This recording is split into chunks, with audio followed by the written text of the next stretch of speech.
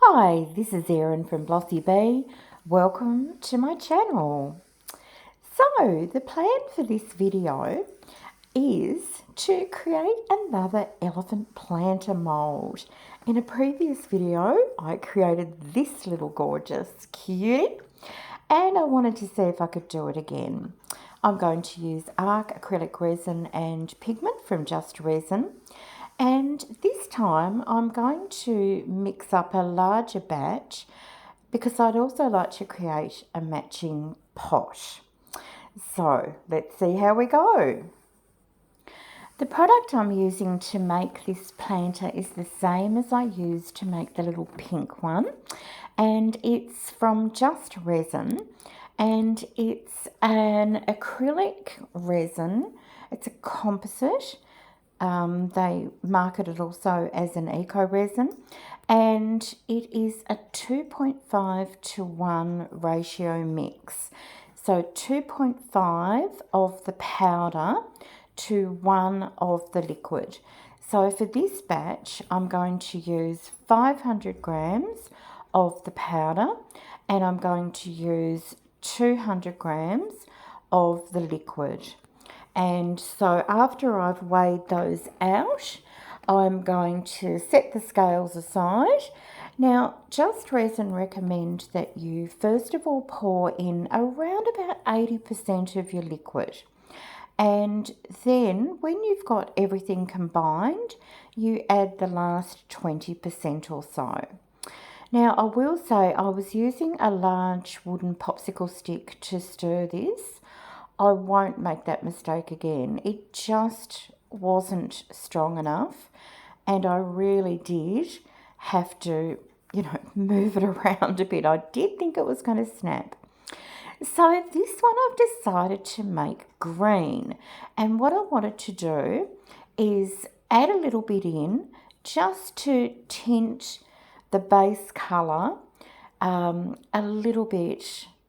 a little tiny hint of green.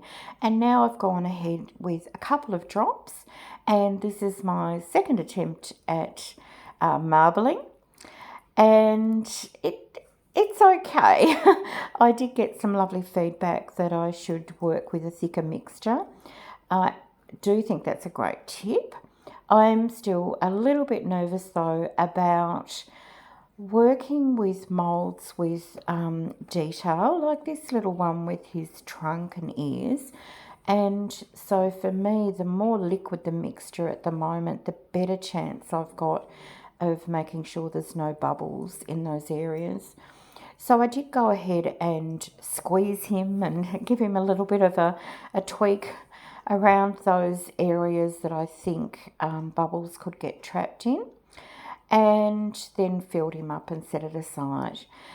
So this is the other mould that I'm using today, and it's a pot, and I'm going to go ahead and just, I actually worked this out almost perfectly. I was very impressed. I'm just going to go ahead and fill that one up as well, and then set them aside to cure. So here we are. They are ready to start curing, and look at that mess. Oh, I did clean up afterwards. So they're now cured, and I'm going to demould them. I'll demould the pot first. I don't find demoulding some of these more complex 3D or larger 3D moulds that easy, but I did manage to develop this little bit of a roll-up technique and was able to get it off.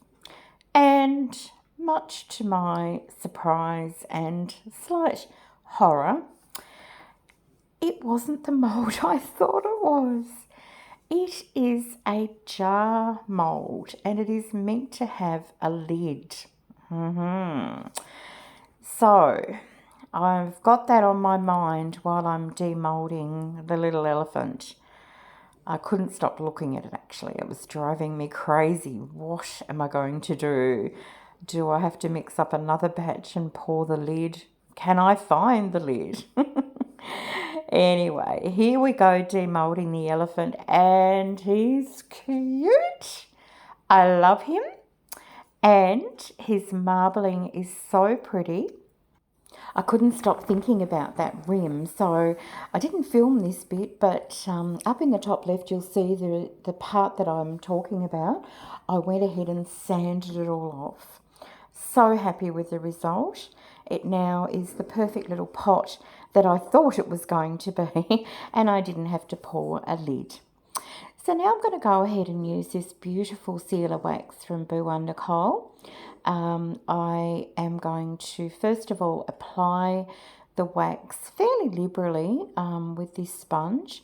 It's very easy to go on, and I'm doing extra cautiously on the inside there in case I want to use it as a vase or so it can hold water. And then I'm going to do all of the rest of it, including the base. And you can see how beautiful and smooth the finish of this acrylic resin in. It's just gorgeous. And then add the beautiful sealer wax on top of it, and you get just a stunning product. So I'm going to let that sit for a few moments while I do the elephant. And of course I have to boop the trunk. And I'm going to do the same with him. I'm going to apply this all over him, especially on the inside. Again, if I was wanting to use it as a planter for, you know, live cacti or something like that. And just get every little part of him covered. And I'm also very happy with how he came up. There were a couple of little bubbles, and I sanded them just with a nail file. This material sands so beautifully. Very happy with the result. So now it's time to buff off the wax, and Boo Under Coal in their sealer wax kit give you this gorgeous little very soft cloth, and the idea is that you just go and really buff off any of the remaining wax that hasn't soaked in, and you can see that gorgeous shine coming up. And then I'll go ahead and do the same for the elephant. And that was me then just feeling the inside. I can't tell you how proud I was of my sanding. I don't like doing sanding usually, but I just got some sandpaper, some wet and dry sandpaper, and I just sat at the table for about 10 minutes and ran it around the edge, and I couldn't believe that that little inside rim came off so beautifully. I'm not going to be afraid of sanding this material ever again. It was super easy to do. So after I've finished, I can't help myself.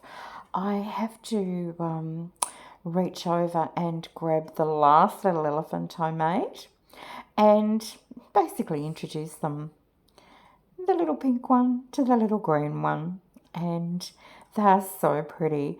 The marbling in the green one is kind of crazy when you compare it to the more subtle marbling in the pink one. If I could get the marbling more even next time, that'll be my goal.